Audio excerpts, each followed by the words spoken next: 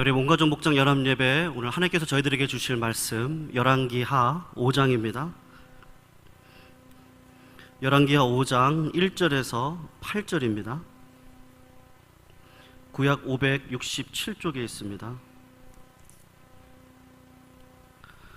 열왕기하 5장 1절에서 8절, 우리 다 같이 교독으로 읽고 마지막 8절 함께 읽습니다.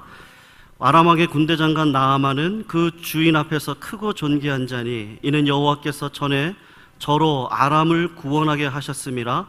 저는 큰 용사나 문등병자더라.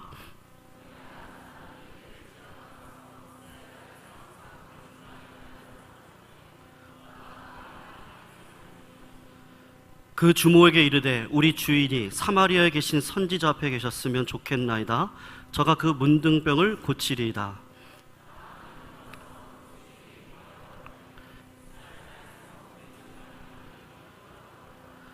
아람 왕이 가로되 갈지어다. 이제 내가 이스라엘 왕에게 글을 보내리라. 나아만이 곧 떠날새 은 10달란트와 금 6,000개와 의복 10벌을 가지고 가서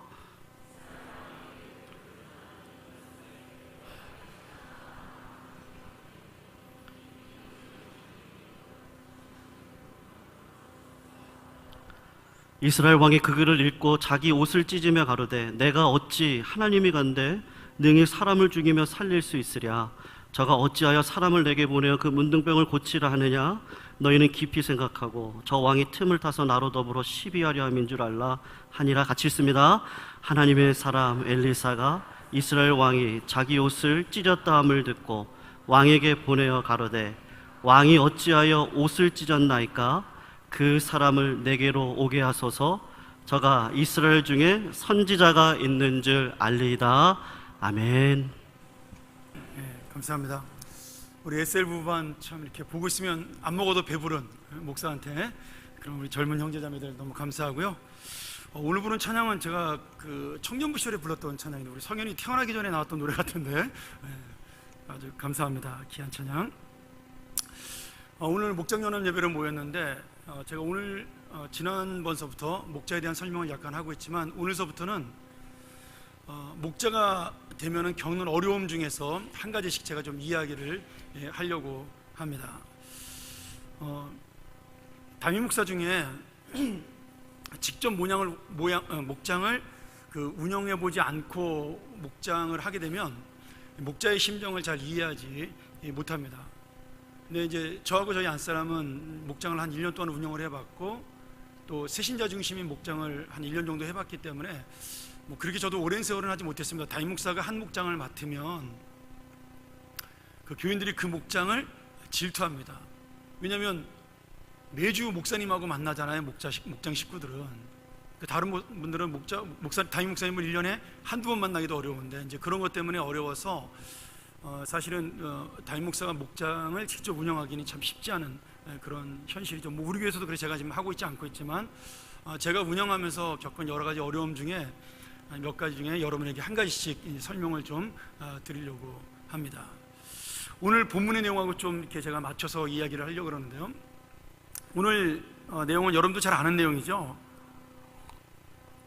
나아만이라는 그 아람 나라, 다시 말하면 지금으로 말하면 시리아인데 이 시리아의 군대 장관이 나병에 걸리게 되었습니다. 근데 이 나아만은 아람 나라의 영웅이었어요. 전쟁 영웅이었기 때문에 왕이 그를 굉장히 아끼는 사람이었는데 그가 갑자기 나병에 걸려서 이제 온몸에 뭐 이제 막 상처도 나고 얼굴도 막 얼거지고 그러니까 밖에 나가지 못하고 저 집안 구석에 숨어 사는 그런 처지가 된 거죠. 그때 이 나아만 장군의 집에 노예로 팔려왔던 한 여자아이가 있었습니다. 그러니까 이 시리아가 이스라엘 나라를 침략해서 사람들을 잡아와서 그 잡아온 아이 중에 그 조그마한 그 아이를 그 나아만 장군이 자기 아내의 여종으로 삼은 겁니다.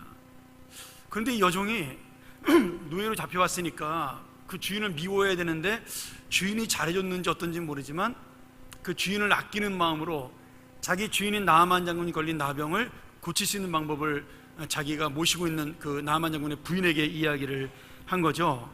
우리 고향 땅 이스라엘에 가면 엘리사라는 유명한 선지자가 계시는데 그분에게 가서 이야기하면 이 병을 고칠 수 있다. 그분은 죽은 사람도 살릴 수 있는 능력을 가진 분이다. 이렇게 이야기를 하게 된 겁니다. 나만 장군이 처음엔 그 얘기를 믿지 않았지만 가만히 생각해 보니까 뭐 해볼 거 다 해봤으니까 믿져봐야 본전이다, 이런 생각으로 이제 자기 왕에게 이야기를 하고 북이스라엘로 자기의 병을 고치러 엘리사를 만나러 가게 되죠. 뭐 그 다음 얘기는 여러분이 잘 아는 대로 나만이 요단강가에서 7번 몸을 씻고 어린아이처럼 깨끗한 몸으로 회복되는 그런 이야기가 담겨져 있습니다. 저는 오늘 여러분한테 이 여종에 대한 이야기를 하려고 합니다. 제가 그 새생명 축제 전에 전도에 대한 동료 설교를 하면서 꼭 하는 설교 중에 하나가 이 여종에 대한 이야기인데, 정말 이 여종을 가지고 설교를 10편도 더 만들어냈을 만큼 은혜로운 말씀이죠. 근데 저는 특별히 오늘은 이 목장에 대한 이야기를 하면서 우리 목자가 이 여종의 마음을 가져야 된다라고 여러분에게 설명을 좀 드리려고 그래요. 지금 이 여종은 굉장히 어린아이니까 힘도 없는 아이죠. 주인의 말 한마디면 죽을 수도 있는 그러한 처지에 있는 아이입니다. 그리고 자기가 볼 때 나아만 장군은 자기의 주인이지만 나를 엄마 아빠로부터 뺏어온, 그리고 자기를 멀쩡한 사람에서 종살이하게 만든 어떻게 보면 원수로 볼 수가 있습니다. 그리고 만약에 나아만 장군에게 그 말을 했는데 우리 엘리사 선지자에게 가면 당신 병을 고칠 수 있다. 근데 만약에 못 고치고 오면 어떻게 돼요? 이 아이가 그 수많은 장군이 가면서 움직였던 수많은 사람들에 대한 책임을 이 아이가 져서 죽어야 될지도 모르는 거죠. 근데 이 아이가 지금 담대하고 용기 있게 자기 주인을 위해서 병을 고치는 방법, 그것을 해결을 제시했다는 말씀입니다. 여러분, 이 여자아이를 우리가 목자의 입장에서 한번 바라보면 지금 이 여자아이가 바로 나아만을 돌보는 목자가 된 거죠. 여러분, 우리가 목자라는 개념을 잘 생각을 하셔야 돼요. 목자는 나이가 많거나 교회를 오래 다니거나 직분이 있거나 아니면 뭐 부자거나 이런 사람들이 하는 게 목자라고 생각하는 경우가 있습니다. 왜냐하면 목자를 하려면 사람들이 이끄는 리더가 돼야 되고, 그 다음에 목자를 하려면 또 이렇게 식사도 대접하고 그래야 되니까 조금 돈도 있어야 됩니다. 저희도 목자 생활하면서 돈 많이 썼습니다. 정말 저희 쓰는 생활비의 거의 뭐 4분의 1 가까이를 매주 목장 모임하면서 식사 대접을 했을 정도니까요. 그리고 또 그 사람들을 인도하려면 뭔가 지식도 있어야 되고, 그리고 그 사람들을 말씀으로도 가르쳐야 될 때가 있잖아요. 여러 가지 그런 우리가 그 리더십의 위치를 바라볼 때 목자가 뭔가 좀 있어야 되는 사람, 뭔가 배워야 되는 사람으로 우리가 오해할 수 있다는 거죠. 근데 제가 뭐 이건 목자뿐만 아닙니다. 제가 교사를 어릴 때부터 해봤고, 그 다음에 제가 목회를 하면서 수많은 사람들을 봤는데, 여러분, 교회에서의 리더, 다시 말하면 교회에서 어떤 사람을 가르치거나 어떤 사람을 인도하는 역할은요, 철저하게 예수 그리스도의 마음을 가진 사람이면 된다는 겁니다. 이게 굉장히 중요한 마인드죠. 우리가 이제 10월 달에 교회 일꾼도 뽑지만 교회 일꾼을 뽑는 문제도 마찬가지입니다. 그럼 교회 일꾼이 누가 뽑혀야 되는 거죠? 교회 일꾼은 가장 정확하게 뽑는다면 예수님의 마음을 가진 사람을 뽑아야 한다는 거예요. 근데 그 예수님의 마음을 가진 사람 중에 가장 두드러지게 그 마음을 가지고 살아가야 되는 사람이 누구냐면 바로 목자라는 겁니다. 그 예수님이 가진 마음 중에 목자가 가진 마음이 가장 중요한 게 뭐냐면 다른 사람을 애틋하게 여기는 마음이에요. 여러분, 이 다른 사람을 긍휼히 여기는 마음, 애틋하게 여기는 마음, 이제 구약 성경은 우리가 그것을 헤세드의 마음이라고 그러죠. 자비한 마음이라고 이야기합니다. 단순히 사랑, 은혜를 얘기하는 게 아니라 내가 그 사람을 끊임없이 돌봐야 되는 하나님의 마음이죠. 제가 금요일날 설교할 때 이야기를 했지만 그 헤세드라는 의미 속에는 단순히 사랑과 은혜라는 뜻을 넘어서 영원토록 변하지 않는 예수님 하나님의 약속이 담겨져 있는 그러한 단어가 헤세드라는 말씀이죠. 그 헤세드의 마음을 가진 자가 교회 리더가 되는 것이고 교회의 목자가 되는 것입니다. 여러분, 담임 목사도 마찬가지라는 생각이 들어요. 한국교회가 언제부터인지 목사님을 똑똑한 사람을 뽑는 것으로 그렇게 많이 인식을 하고 있습니다. 감사하게도 우리 교회는 그런 교회가 아니기 때문에 저 같은 사람이 오게 됐지만요, 여러분들은 성경적인 선택을 하신 겁니다. 왜냐하면 무능한 자를 들어서 부끄럽고 무능한 자를 들어서 강한 자로 쓰시는 하나님의 은혜를 믿은 분들이잖아요. 그런데 저희가 이제는 그런 생각들, 어떤 세상적인 기준도 이제는 교회 안에 들어와서 하나님의 사람의 리더를 뽑는 기준이 된 안타까운 현실이죠. 근데 예전에 우리가 섬겼던, 아니면 우리와 함께 사역했던 우리 선배 목사님들, 아버지와 같은 목사님들을 바라보고 있으면 그분들의 학력이라든지 그분들의 능력이라는 것은 굉장히 형편없는 분들이 대부분이었습니다. 실제로 여러분, 총신대학이 대학 인가를 받은 게 78년도인가요? 몇 년도인가? 75년도인가 그래요. 그러니까 그 이전에 총신을 나온 사람들은 사실은 대학을 나온 것도 아니죠. 그러니까 지금 연세 드신 분들 중에 한 65세가 넘으신 분들은 대학 공부를 하나도 안 한 목사님이라고 봐도 무방합니다. 일반 대학을 나오고 신학을 했으면 몰라도 저희 총신을 나온 분들은 다 대학생이 아닌 거예요, 사실은. 그런데 그분들 목회하는데 그런 지식으로 중요하지 않았습니다. 물론 신학교에 들어와서 배운 과목이 뭐 대학교만큼이나 많은 공부를 했지만 더 많이 했죠, 사실은. 제가 대학에 입학했을 때 우리 선배님들이 너희같이 공부 못한 애들 처음 봤다 이렇게 저희를 이렇게 야단쳤을 정도니까요. 그런데 그런 학벌이나 그런 걸로 예전에는 목회자를 기준 삼지 않았다라는 겁니다. 또 우리가 어떤 교회 목회자를 기준 삼을 때 영적인 능력이 있거나 설교를 잘하는 사람을 기준으로 삼습니다. 이제 그것도 저는 옳은 기준이 아니라고 봅니다. 이 설교라는 게, 죄송합니다, 이제 솔직하게 제가 얘기를 하면 설교라는 게 참 재밌는 거예요. 왜냐하면 잘하면 한 1년 지나면 표시가 안 나고 식상해지거든요. 정말 탁월한 설교가 아닌 이상 3년 이상 설교를 들으면 다 똑같습니다, 내용이. 여러분도 아마 제가 올해가 지나면 이제 3년 되니까 내년부터 들으면 우리 목사님은 매일 같은 결론으로 끝나. 여러분 저만 그런가요? 아닙니다. 우리 원로 목사님, 제가 예전에 부목사 할 때 저 365일 설교 들었지만 항상 결론은 성결이셨습니다. 10번 중에 8번은 성결, 두 개는 순종이었어요. 그렇죠?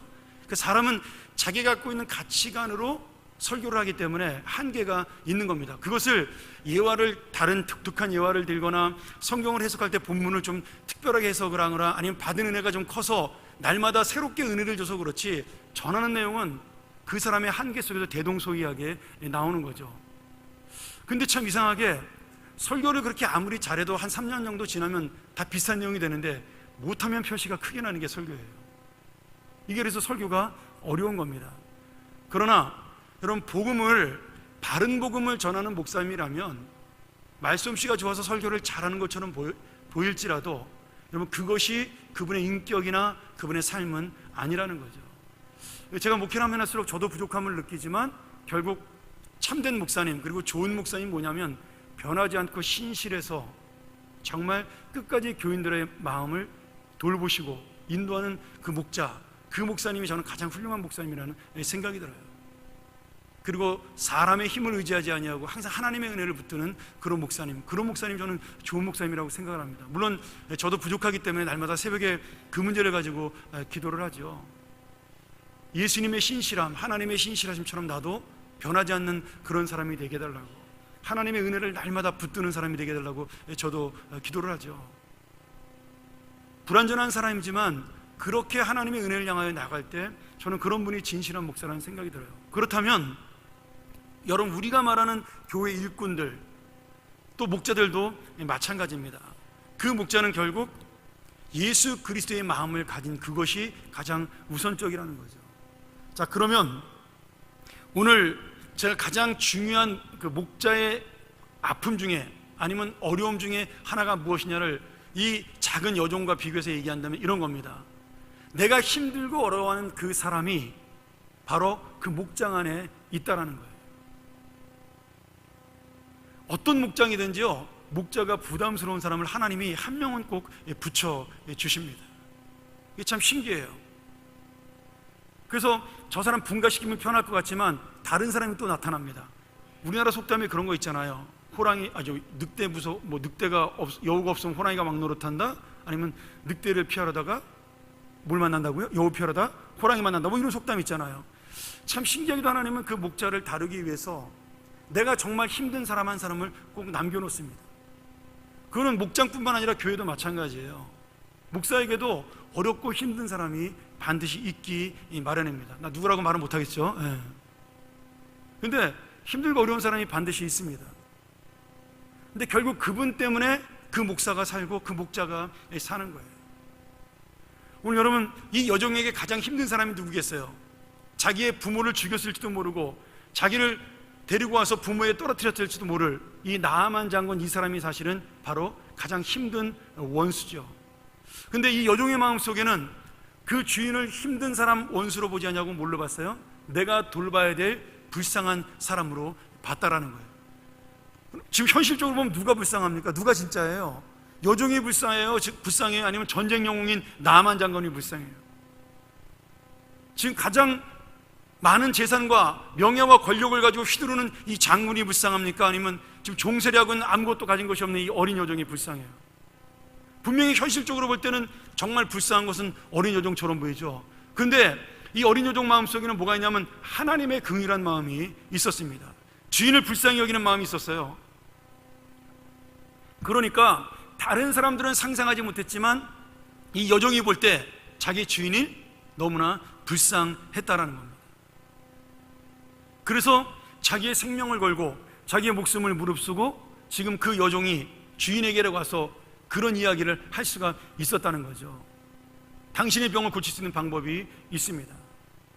근데 반대로 이 이야기를 들은 그 나아만 장군이 이제 북이스라엘의 엘리사를 만나러 가면서 엘리사가 누군지 모르니까 그 당시 왕이었던 여호람 왕에게 편지를 보내서 정말 아무 사심 없이 편지를 쓴 거죠. 내가 엘리사를 만나러 가는데 좀 도와달라. 이런 편지를 그 아람 나라 시리아 왕이 자기의 장군이었던 나아만을 위해 써준 거예요.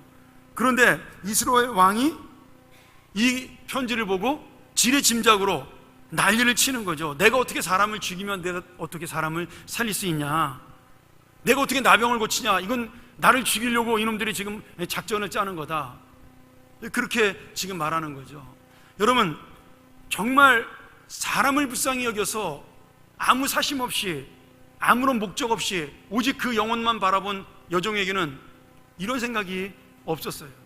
근데 지금 왕이면서도 자기의 자리, 자기의 명예, 자기의 권력 앞에 지금 힘을 쓰는 여호람 왕은 그런 불쌍한 영혼의 이야기를 듣고도 불쌍히 여기는 것이 아니라 오히려 오해해서 나를 죽이는 것이라고 생각을 했다라는 겁니다. 이스라엘을 쳐들어오기 위한 명분으로, 핑계거리로 지금 나아만 장군을 보낸다라고 생각을 한 거예요. 여러분, 하나님 나라에서 누가 큰 자일까요? 이 본문을 바라보면 현실적인 왕이 큰 자인가요? 아니면 지금 나병에 걸린 그 영광스러운 나아만 장군이 큰 자인가요? 이 말씀 속에 나오는 가장 큰 자는 바로 이 두 사람을 불쌍히 여긴 어린 여종이라는 거예요. 다른 것 아무것도 보지 아니하고 하나님의 마음과 하나님의 긍휼을 가지고 그 영혼을 불쌍히 여겼던 이 여종이야말로 오늘 성경에서 말하는 가장 큰 자라는 이야기죠. 오늘 저는 여러분이 목장에서 가장 큰 자가 되기를 원합니다. 여러분, 큰 목자, 훌륭한 목자는요, 많이 배운 사람이 아닙니다. 능력 있는 사람도 아니에요. 부자도 아니고요. 정말 하나님이 말씀하시는 대목자, 큰 목자는요, 그 영혼을 불쌍히 여기고 그 영혼을 이해하는 목자입니다. 내 마음에 안 들어요. 당연한 거죠. 내가 힘들어요. 그 사람을 바라보고 있으면. 그리고 또 그런 사람들이 보통 보면요, 잘난 체도 많이 하고 그러면서도 바른 소리 또 많이 합니다. 이게 이제 미치고 환장하는 거죠. 말하는 게 틀리는 말이 아니에요. 그 사람들이 말하는 게. 근데 그 맞는 말이 자기는 직지도 않으면서 그런 말을 던져서 사람들 오장육부를 뒤집는 그런 사람이 있다라는 거죠. 뭐 목장 안에 들어와 있는 사람들이 뭐 얼마나 대단하게 죄를 짓는 사람들이겠어요. 근데 그 정도라는 거예요. 정말 이주인격처럼 보이고 어떨 때는 말은 번지는 행동은 없고, 이런 사람들이 목장 안에 있으면 목자가 정말 힘듭니다. 그 다른 목원들이, 다른 사람들이 그 사람을 보면서 아유, 저 사람하고 상종하기 싫어, 뭐 이렇게 나와버리면 정말 목자가 힘들죠. 여러분, 그때 뭐가 필요한 거예요? 예수님의 마음이 필요하다는 거예요. 그러면 그 사람을 우리 목장에 왜 보냈을까? 왜 그런 사람이 내 옆에 있어야 되고 내가 돌봐야 되는 사람이 되는가에 대한 예수님의 마음으로 고민할 수 있어야 그것이 큰 목자가 되는 겁니다. 이 여종은 아마 성경에 나오지 않지만 하나님께서 나를 나만 장군의 집에 종으로 보낸 이유가 바로 이때 이 나만 장군을 구원하기 위해서 하나님이 보내신 게 아닌가라고 생각했을 거예요. 여러분, 그게 믿음이라는 거죠. 그게 바로 하나님을 보는 마음이라는 겁니다. 저 사람이 왜 저렇게 상처받고 힘들어할까? 아니 왜 저런 말을 할까? 그런 말을 들을 때 그것을 무시하고, 그리고 그 사람을 상대 안 하고 아유 그냥 우리 목장에서 좀 안 나왔으면 좋겠다 이렇게 생각하는 것이 아니라 어떻게든지 그 사람을 안고 가면서 하나님이 그 사람을 우리 목장에 보낸 것은 정말 이 사람을 살리기 위함이다라는 것, 내가 저 사람을 통해 다른 사람을 돌보는 법을 배우고 내가 얼마나 연약한 사람인가를 깨닫게 하기 위한 것, 그러면서 예수님이 가룟유다를 돌보듯이 베드로를 돌보듯이 예수님처럼 그 사람을 바라보는 겁니다. 여러분, 그 사람이 변하고 안 변하고는 상관없어요. 그거는 내 문제가 아니라 하나님의 문제입니다. 나는 그저 그 사람을 위해서 최선을 다하고 그 사람을 위해서 내 마음을 다하는 것뿐이죠. 여러분, 가룟유다가 3년 동안 예수님 쫓아다니고 가룟유다가 돈 속이고 그러면서 예수님을 쫓아냈을 때 예수님이 그가 변화됐을까요? 예수님을 보고요? 변화되지 않았습니다. 예수님 팔아먹었잖아요, 결국은요. 그러나 예수님은 3년 동안 그를 버리지 않았습니다. 분명히 성경에 보면 예수님의 돈 궤에서 가룟유다가 회계 책임자였잖아요. 지금 우리 교회로 말하면 재정부장이었단 말이죠. 근데 몰래 예수님에게 바쳐진 헌금들을 도둑질하던 사람이었어요. 예수님이 몰랐을까요? 알았죠. 근데 예수님은 그 사람을 내치거나 그 사람을 버리지 않았어요. 그 영혼이 변화되기를 위해서 기도하고 그 사람과 함께 3년을 사셨습니다. 물론 가룟유다는 변화되지 않았죠. 그러나 예수님은 그를 끝까지 안고 갔습니다. 그게 목자의 마음이라는 거예요. 이런 베드로 얼마나 성격 급하고 모나고 잘난 체 많이 하고 정말 남들이 볼 때 아 저거 또 나서네 이런 사람이잖아요. 이런 베드로가 우리 교회에 있으면요 절대로 우리 교회에서는 장로님 되기 힘듭니다. 안수 집사님 되기 힘들어요. 베드로의 성격은요. 툭툭 나서면서 자기가 잘났다고 얘기하고 마치 자기만 열심히 일하는 것처럼 이야기하니까 얼마나 이게 짜증나는 사람이에요. 보고 있으면요. 열심히 해도 다른 사람이 볼 때 아 저거 정말 기분 나쁘다 이렇게 보이는 그런 사람이 베드로입니다. 사실 성경에 그렇게 나와 있지 않지만 그 베드로가 하는 행동이나 말을 보면 그런 거예요. 항상 잘난 체 하잖아요. 내가 하겠습니다 먼저 항상 그러고, 그래놓고 뒤에 가가지고는 나자빠지고 뭐 이런 게 베드로잖아요. 근데 여러분, 예수님이 그 베드로의 모습을 보고 실망하거나 낙심하거나 쟤는 안 되라고 말한 적이 없다라는 거예요. 베드로를 3년 동안 훈련시켰고 베드로를 예수님을 3번이나 부인했음에도 불구하고 끝까지 붙드셔서 하나님의 사람으로 만들었다는 겁니다. 여러분, 유다는 예수님이 용서했지만 하나님께로 돌아오지 못했습니다. 가룟 유다는 예수님 용서하셨어요. 베드로는 예수님을 배신했지만 유다나 베드로나 뭐 별다른 죄가 다른 게 아니죠. 똑같잖아요, 어떻게 보면요. 그런데 베드로는 회개하고 주님께로 돌아왔습니다. 그러니까 지금 예수님은 베드로에게도 유다에게도 최선을 다했다라는 거예요. 돌아오고 안 돌아오고는 그 사람들의 믿음의 책임인 거죠. 바로 그것이 목자가 하는, 그리고 목자가 살아갈 사명입니다. 제가 한 가지만 이야기하고 마치죠. 제가 가장 목장 생활하면서 지금도 보람 느끼는 것 중에 하나가, 제가 목회할 때 미국에 유학 갔던 한 자매가 있습니다. 좀 나이가 많은 자매인데 예수를 전혀 모르는 자매인데 교회를 왔어요. 지금 생각해보니까 교회 온 것도 신기하죠. 근데 그 자매가 새가족이 돼서 저한테 새가족 공부를 하고 저희 집에서 목장 모임을, 새로운 신자들을 데리고 제가 목장 모임할 때 저희 집에 1년 동안 같이 목장 모임에 참석을 했습니다. 그리고 시간이 지나서 공부를 마치고 돌아갔어요. 지금 제주도에서 영어 선생님 하고 있는데 지금도 저희를 잊지 않고, 지금 벌써 몇 년이에요? 10년도 넘은 이야기죠. 저희가 한국에 왔다는 소식을 듣고 연락이 왔어요. 그리고 매년 가을이 되면 저희한테 제주도 감교를 한 장씩 꼭 보내줍니다. 사실 저는 바쁘고 뭐 신경 안 써서 제주도 가서도 제대로 연락도 못했고, 그리고 1년에 한두 번 전화하기도 어렵습니다. 뭐 저희가 안 사람은 전화한지 모르겠지만 저는 한 번도 지금 10년 동안 통화해 본 적도 없는데, 근데 변함없이 그 자매는 저희한테 사랑을 베풀고 그렇게 기회를 보내줘요. 뭐 돈으로 따지면 별거 아닐 수도 있겠죠. 근데 그게 아니라 여러분, 지금 자기를 위해서 희생해줬던 사람, 매주 금요일마다 밥을 해주고 외로웠던 유학생활을 도와줬던 그 목사님, 그 가정을 기억하고 있다는 게 저는 너무나 감사하다는 거죠. 그리고 예수를 몰랐던 그분이 예수를 믿고 하나님을 의지하는 그 모습, 저는 어쩌면은 제 목사의 인생 중에 가장 보람 있는 일 중에 하나가 그 일이라고 생각이 들어요. 교회를 부흥시킨 것보다, 아니면 뭐 많은 일꾼을 키운 것보다 더 가치 있는 일이라고 저는, 하나님께서 물어보신다면 그 영혼이 예수님 믿게 된 거, 그것이야말로 가장 가치 있는 일이라고 생각이 듭니다. 물론 이제 뭐 그분은 속색인 분은 아니었지만, 근데 우리가 만약에 내가 힘들고 어렵지만 그 한 영혼을 우리가 정말 내가 예수님의 마음으로 끝까지 그 자비하심으로, 인내함으로, 신실함으로 그 사람을 붙들어서 그 사람이 하나님 앞에 바로 설 수 있다면, 아니 바로 서지 못한다 하더라도 내가 끝까지 그 사람을 붙잡고 갈 수 있는 목자라면, 그것이야말로 하나님이 가장 크게 쓰시는 목자가 되리라고 믿습니다. 오늘 여러분, 비행기 조종사가 가장 두려워하는 게 뭐냐면 새예요. 그래서 작은 새는 하늘을 나는 모든 비행기의 공포의 대상입니다. 전에 사역하던 교회 그 비행기 부기장이 우리 교회 젊은 집사가 한 명 있었는데, 그 친구에게 물어봤더니 얘기하더라고요. 새떼들이 제일 무섭다고. 그래서 그거를 우리가 그 흔히 그 비행기 그 전문 용어로 버드 스트라이크라고 이렇게 이야기하거든요. 우리 한번 그림 한번 보여주실래요? 저렇게 새들이 비행기를 가리는 것, 저것이 가장 무섭습니다.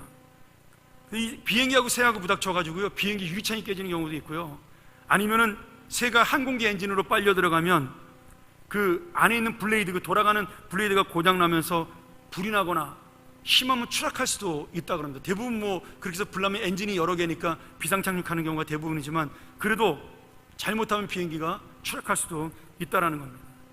여러분, 비행기 안에요 수도 없이 많은 최첨단 장치가 되어 있습니다. 제가 그 비행사 그 전임사에게 물어봤더니 자기네가 갖고 다니는 매뉴얼, 사고 났을 때 대비하는 매뉴얼이 이렇게 두꺼운 책으로 가방에 한가득이래요. 정말 2중 장치, 3중 장치, 4중 장치, 5중 장치가 되어 있는 게 비행기랍니다. 안전장치가. 비행기 사고가 난다는 게 그래서 정말 하늘의 별 따기만큼 어려운 게 비행기 사고라 그래요. 그럼에도 불구하고 이 새 한 마리 때문에 비행기가 추락할 수 있다라고 얘기를 하더라고요. 여러분, 우리의 문제는 큰 데 있지 않습니다. 작은 마음에서 문제가 일어납니다. 작은 시기심에서 사람을 미워하고요, 작은 분노에서 사람을 죽입니다. 우리 지난주에도 뭐 그 층간소음인가 뭐 아파트 그것 때문에 또 사람 죽은 사건 발생했잖아요. 뭐 저도 경험해봐서 알지만 짜증나는 일이긴 하지만, 야 어떻게 그런 일로 사람이 죽나. 여러분, 그게 작은 일에서 시작되는 겁니다. 그 작은 분노가 매일매일 쌓여서 결국 사람을 죽이는 데까지 이르는 거죠. 예전에 제가 그런 얘기를 한번 들었어요. 어느 집사님 한 분이 백화점에서 여집사님이 이제 주차를 하려고 그러는데, 자기가 운전이 그 차를 백업해가지고 이렇게 뒤로 주차하는 게 능숙하지 못해가지고 비상등을 켜고 이제 차가 나가기 이렇게 백화점 그 세일하는 기간에 갔는데 이렇게 빙빙 도는데, 자기는 천천히 주차를 하려는데 운전 잘하는 한 사람이 외제차를 몰고 와서는 쌩 하고 자기가 기다렸던 그 자리에 쏙 들어가더래요. 너무너무 화가 나가지고 그분이 자기도 모르게 감정적으로 너무 화가 참을 수가 없어가지고 그대로 그냥 차를 후진해가지고 그 차를 받아버렸대요, 일부러. 그러고선 내리면서 한마디 했다는 거죠. 보험 처리하세요. 그리고 나갔다는 거. 얼마나 화가 났으면 그랬겠어요. 자기가 그 백화점을 뺑뺑 돌았는데 간신히 자리 하나 잡은 거니까. 사람의 여러분 분노라는 거 아무것도 아니지만 그 작은 분노 때문에 그런 일이 발생할 수도 있다라는 거죠. 근데 반대로 그 작은 사람의 그 마음, 그것을 우리가 긍정적인 하나님의 마음으로 바꾸면요, 그 작은 희생, 작은 헌신, 작은 사랑이 내 마음 하나 작은 그 아픔과, 그리고 그 어떤 뭐라 그럴까요, 게으름과, 사람을 싫어하는 마음과, 사실은 작은 마음이잖아요. 내 안에 있는 마음이니까요. 부담감과 이런 것들을 내가 정말 참아내고 한 영혼을 정말 예수님의 마음으로 바라보면 그 사람이 하나님의 사람으로 크게 성장할 수도 있다라는 겁니다. 나 하나 때문에 생명이 살아나고 나 하나 때문에 생명이 회복할 수도 있다라는 거죠. 오늘 여러분, 우리는 비행기가 부닥치는 이 버드 스트라이크가 되어야 되나요? 아니면 이 비행기를 안전하게 착륙시키는 그러한 조종사가 되어야 되는가요? 하나님께서 우리에게 목자의 사명 주신 것, 힘들고 어렵지만, 그리고 여러분 가장 표신하지 않는 게 목자예요. 알아주지도 않고 우리 목장 식구들밖에는 나를 모르잖아요. 그러나 하나님은 여러분의 그 생명을 살리는 능력을 아십니다. 생명을 살리는 희생을 아시고요, 생명을 살리는 은혜를 아십니다. 오늘 여러분, 이 작은 소녀의 그 용기, 작은 소녀의 불쌍히 여기는 마음, 그것이 한 나라의 영웅을 살리고 그 사람이 하나님을 믿게 하는 놀라운 역사를 이루었다는 사실을 오늘 기억하면서 내가 바로 그 작은 목자, 그러나 하나님이 볼 때는 큰 목자, 내가 볼 때는 부족한 목자, 그러나 하나님이 볼 때는 최선을 다하는 목자, 내가 볼 때는 아무것도 이루지 못하는 목자, 그러나 하나님 볼 때는 생명을 살리는 목자, 그런 목자가 되시기를 주의 이름으로 간절히 축원합니다. 우리 같이 한번 기도하겠습니다.